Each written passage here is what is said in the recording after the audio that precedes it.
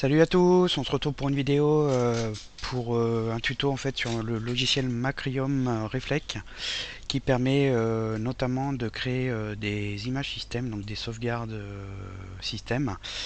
Donc pour ceux qui connaissent pas, qu'est-ce qu'une sauvegarde système? C'est une sauvegarde en fait du système d'exploitation. Pour faire simple, en gros vous sauvegardez Windows, donc avec les paramètres utilisateurs, le niveau de mise à jour, les applications à installer. En fait, il va copier toutes les partitions de votre disque système, donc les partitions C, si vous avez un D éventuellement, vous pouvez le mettre dedans, les partitions de démarrage, etc.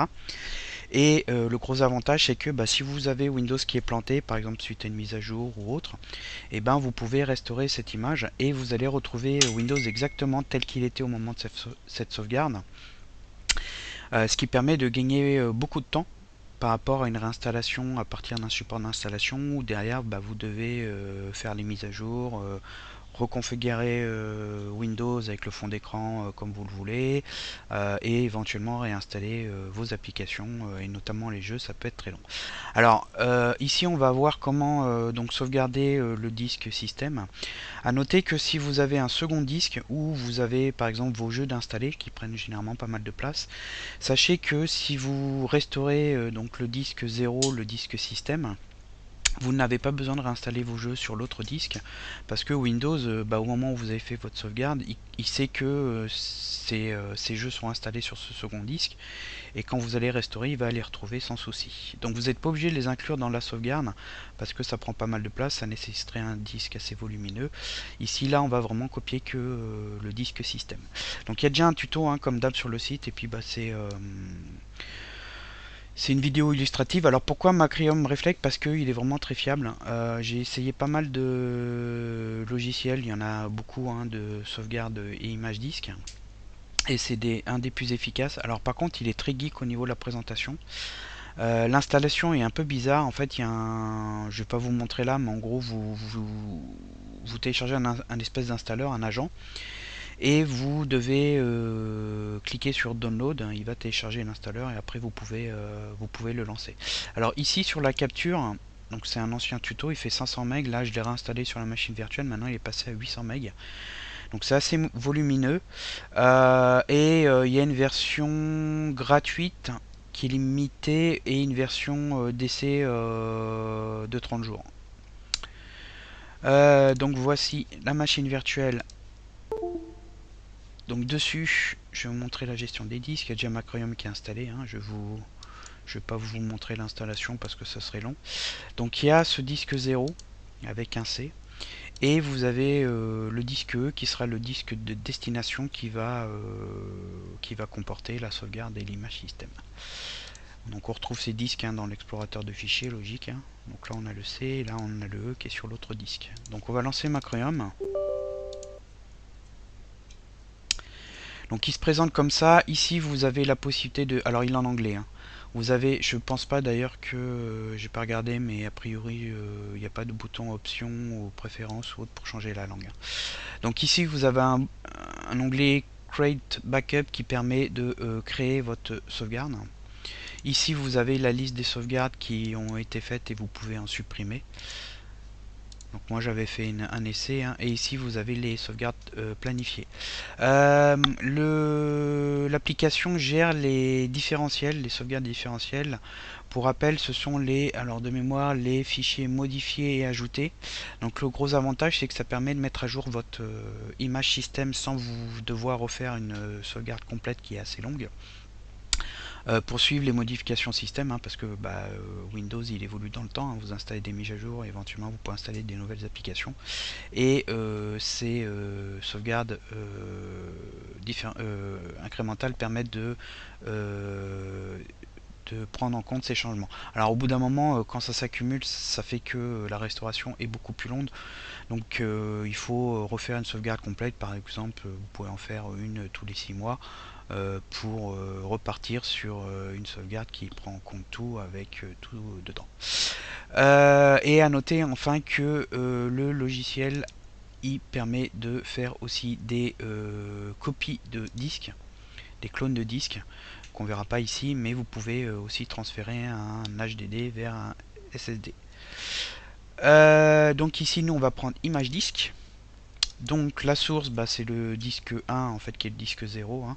Il n'a pas les mêmes compteurs, lui il commence à 1 alors que Windows commence à 0. Donc là bah, on sauvegarde tout, hein, la partition EFI qui est ici, qui fait 100 MB. Enfin 200 MB pardon. Et vous avez la partition principale C qui est là. La destination, donc comme on a dit le E.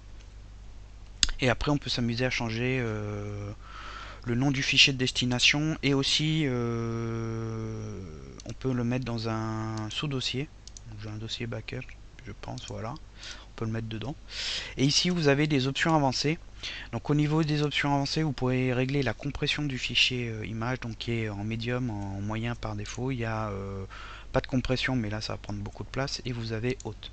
Vous avez aussi la possibilité de splitter, de faire en fait que la sauvegarde se fasse en plusieurs fichiers d'une certaine taille. Bon, je vois pas trop l'avantage, mais vous pouvez le faire. Alors ça peut être intéressant si effectivement, oui, vous avez un disque externe qui est en FAT32 qui ne gère pas les fichiers supérieurs à 4 Go, donc vous pouvez utiliser ça. Bon, maintenant, si vous avez un disque dur externe, je pense qu'il est en NTFS. Hein. Surtout que maintenant Linux le gère bien. Vous pouvez mettre un mot de passe de protection sur la sauvegarde pour pas qu'elle puisse être accessible par un tiers et donc accéder aux données qui sont dedans. Et enfin, à la fin de la sauvegarde, vous pouvez faire en sorte que l'ordinateur s'arrête. Donc ça c'est intéressant si vous la lancez le soir pour pas que l'ordinateur tourne toute la nuit par exemple. Alors vous pouvez le configurer là et on peut le configurer plus tard pendant la sauvegarde. Donc là on fait suivant. Ici vous avez les sauvegardes différentielles et incrémentales, donc vous pouvez les pré-régler. Il y a le maximum que vous pouvez garder. En fait, c'est un plan de sauvegarde hein, que vous pouvez enregistrer et vous pouvez modifier par la suite. On fait suivant, on a un récap de tout et on peut lancer en faisant finish. Donc ça nous sauvegarde le plan de sauvegarde qu'on retrouve ici en fait. Et ici vous pouvez faire en sorte donc, que l'ordinateur s'arrête ou se mette en hibernation une fois que enfin en mise en veille prolongée une fois que la sauvegarde est terminée. Donc on va laisser tourner le tout. Bon là il nous dit 5 minutes mais ça va prendre un petit peu de temps. Donc ce que je vais faire c'est que je vais laisser tourner puis je vais couper la vidéo une fois que...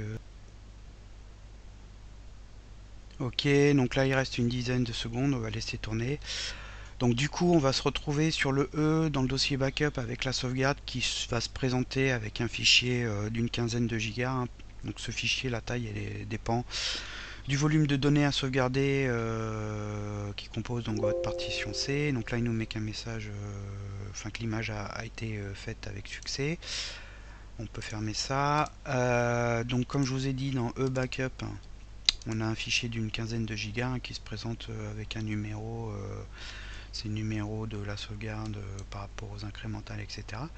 Donc maintenant qu'on a la sauvegarde, comment ça se passe pour la restauration? Donc déjà, il faut créer une clé USB ou un DVD-ROM de démarrage, le but étant de démarrer sur ce dernier pour restaurer l'image. Donc ça c'est utile dans le cas où Windows est planté, notamment si vous ne pouvez plus démarrer sur Windows. C'est impossible de restaurer directement dans Windows hein, parce que le disque C est verrouillé hein, puisque vous avez démarré votre ordinateur dessus, donc vous êtes obligé de passer par une clé USB ou un DVD-ROM. Donc pour ce faire, vous avez ici, alors dans Other Task, vous avez Create Backup Rescue Media et vous devez l'avoir aussi ici. Voilà. Et ici vous avez donc la version en fait du PE, c'est-à-dire du Windows embarqué si vous préférez. Donc il y a plusieurs versions, donc il faut prendre la version Windows 10. Enfin, par défaut en fait faut le laisser. Vous faites Next. Ici vous avez la possibilité d'ajouter des pilotes. Donc, on va pas le voir ici, mais ça peut être utile si votre en fait si votre ordinateur est relativement récent, il se peut que le Live CD qu'on appelle enfin le Windows embarqué ne gère pas vos pilotes hein, et aussi pour le réseau, donc vous pouvez ajouter des pilotes manuellement, donc ça faut un peu connaître hein. Et on fait Next et ici vous avez soit la possibilité de mettre votre DVD-ROM, soit la possibilité de sélectionner votre clé USB quand vous avez mis dedans, vous avez le lecteur. Ici j'en ai pas, donc j'ai pas inséré, mais si vous en avez une, vous pouvez la sélectionner, vous faites Next et vous créez la clé USB. Et vous pouvez sinon créer un fichier image, donc un fichier ISO, que vous pouvez stocker, et vous pourrez créer ultérieurement votre clé USB de démarrage ou votre DVD-ROM à partir d'un utilitaire du type Rufus par exemple. Donc il y a un tuto sur le site, je peux le mettre en commentaire de la vidéo, qui explique comment on fait.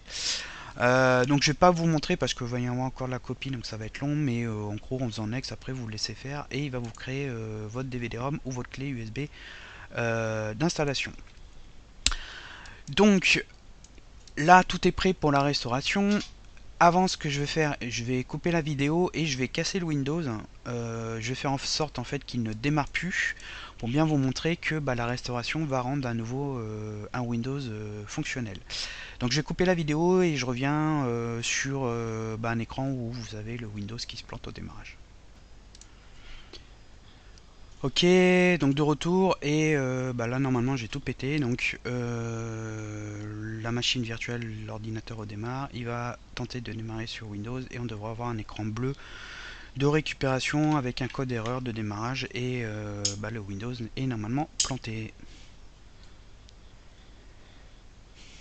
Voilà, donc là comme vous pouvez le voir c'est mort. Donc alors j'ai pas changé, par contre il faut juste que je l'indique de démarrer sur ma Chromium. Donc là je vais redémarrer l'ordinateur. On va tapoter sur une touche au démarrage pour avoir un menu de démarrage qui va lui demander de démarrer sur la clé USB ou le DVD-ROM. Donc cette touche à tapoter, elle est différente d'un ordinateur à l'autre. En général c'est Échappe, F2, Supr, et vous arrivez sur un petit menu qui s'appelle Boot Manager, Boot Menu, et vous avez les différents périphériques et le démarrage de Windows, et normalement vous devez avoir soit DVD-ROM comme ici ou CD-ROM, ou USB key pour lui demander de démarrer sur la clé USB. Et après il y a un petit message qui nous demande d'appuyer sur une touche en anglais, press indiqué. Vous appuyez sur la touche et ça démarre sur la clé USB ou le DVD-ROM et sur le Live CD Macromium. Voilà, et comme vous pouvez le voir, le logiciel se lance au démarrage et on aura ensuite la possibilité de restaurer. Donc là ici vous devez avoir votre sauvegarde. Alors il la trouve en fait que si vous les avez mis à la racine de votre disque. Ici moi c'est pas le cas. Alors il y a un bouton False pour rechercher en fait le dossier. Bon, il va chercher partout, sinon en fait ici vous avez la possibilité de parcourir dans Browse, et on va aller sur le D. Donc ici en fait le E est devenu le D, hein, vous n'avez pas le même agencement des lettres, et on va chercher notre sauvegarde. Donc on retrouve les disques qui ont été sauvegardés, et après on fait simplement Restore Image, ce qui nous donne la possibilité de restaurer le fichier image. Donc ici on a la source, donc c'est la sauvegarde du 22, vous avez la date ici. Et ici vous avez la destination. Donc par défaut il vous met le bon disque normalement. Sinon vous avez un bouton ici qui vous permet de sélectionner le disque. Bon ici en fait alors ici ça c'est le disque 2, donc c'est le disque 1, c'est en fait là où il y a la sauvegarde, donc il faut absolument pas le mettre dessus. Et ici on a le disque 1. Donc je vais rien toucher, hein, moi il m'a mis tout comme il faut, hein. On fait suivant. Donc il faut bien faire attention, prenez bien votre temps, lire pour pas vous planter, mais normalement il vous met le bon disque. Et après on fait finish. Donc ici il nous dit que le volume va être supprimé, on fait continuer, la restauration s'effectue, et ici ça va aussi prendre quelques minutes, bon, une bonne dizaine je pense. À titre informatif, si jamais vous avez modifié la partition C, par exemple vous avez créé une nouvelle partition avec l'espace disque, ou vous aviez deux partitions et vous l'avez fusionné, la restauration va remettre exactement la partition qu'il y avait au niveau de la sauvegarde. Donc ça risque de défaire les modifications que vous avez faites, sauf si vous avez fait une nouvelle sauvegarde derrière complète, pour prendre en compte ces changements. Il faut bien comprendre que la sauvegarde c'est en fait que de la copie de partition, il ne copie pas les données mais il sauvegarde vraiment les partitions, et quand vous les restaurez vous les remet telles quelles. Donc là on va laisser tourner, je vais aussi couper la vidéo pour gagner du temps, et une fois que ce sera terminé on va voir ce que ça donne si on arrive à récupérer un Windows fonctionnel. Ok, donc là la sauvegarde est terminée. Vous avez un message ici, Restore Complete Successfully. Donc la restauration a été faite avec succès. On clique sur Close, donc il n'y a pas de pop-up, hein. On ferme tout et l'ordinateur va redémarrer. Et on va pouvoir voir ce que ça donne.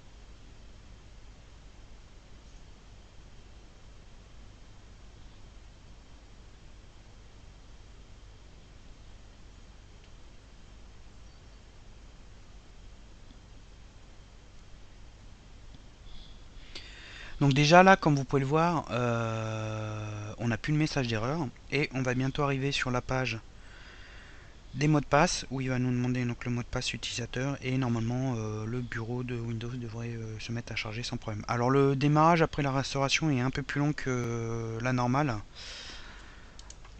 mais par la suite ça devrait revenir à l'état initial. Donc ici j'ai tapé le mot de passe et on va voir le bureau et comme vous allez pouvoir le voir, et ben ça devrait fonctionner. Alors pendant qu'il charge, quelques commentaires. Donc ici donc vous avez le tuto là comme on a fait dans la vidéo pour restaurer, sauvegarder, etc. Il faut savoir qu'il y a, comme je vous ai dit, beaucoup de logiciels qui permettent de sauvegarder et de créer des images système. Donc vous en avez une liste dans sauvegarde Windows. Il y a un paragraphe ici, sauvegarde image système. Donc vous avez Isus To Do Backup qui le fait, Paragon Backup, AOMEI Backupper, il n'est pas là, mais à la fin, ici, on a aussi Acronis, qui est assez réputé, mais lui, il est payant. Je crois de mémoire, celui-là est gratuit, celui-là est gratuit, et celui-là est gratuit. Après, il y a certaines fonctions qui ne sont pas incluses, hein, comme tous les logiciels gratuits, il faut passer sur la version payante. Ah, je me suis trompé, c'est là, pardon, les sauvegardes, voilà. Donc vous avez la liste ici, donc on retrouve Macromium, Acronis, Isus. Les logiciels qui sont là le font, hein, quand même. Mais il n'y a pas de tuto en fait sur le site. Et il faut enfin savoir que Windows a une fonction qui permet de créer une image système qui est décrite ici. Vous avez la vidéo ici qui explique comment restaurer. Donc c'est le même principe, hein, on crée une clé USB de démarrage. Donc c'est soit un disque de récupération Windows, soit le disque d'installation parce qu'il y a des options pour réparer en bas à gauche, et vous avez aussi la possibilité de restaurer quand Windows, vous savez, il démarre pas comme il faut. Il bascule aussi sur ces options de récupération et vous avez en fait dessus ici récupération d'une image qui vous permet de restaurer une image. Ensuite on sélectionne un peu comme on a fait là avec Macromium, on sélectionne l'image à restaurer et normalement si tout va bien il fait le job. Juste pour info sur la version de Windows, j'ai remarqué que quand vous supprimez les partitions ou vous les modifiez, il n'est plus capable de restaurer l'image, donc c'est assez embêtant. Ce n'est pas le cas avec tous les logiciels cités en général. Certains ne fonctionnent pas très bien quand il y a du dual boot. Donc moi je vous conseille Macromium ou Acronis. Après bon bah chacun a son avis sur la question, c'est un peu comme les antivirus, hein. Donc là bah, on a le bureau, hein, donc tout va bien, hein, on retrouve bien l'état initial avec les paramètres, etc. Donc voilà, la vidéo touche à sa fin. J'espère que bah, ça va vous donner envie de sauvegarder au Windows parce que c'est vraiment utile pour restaurer un Windows fonctionnel rapidement. Si la vidéo vous a plu, bah, n'hésitez pas à la noter, à la partager et je vous dis à bientôt pour d'autres vidéos.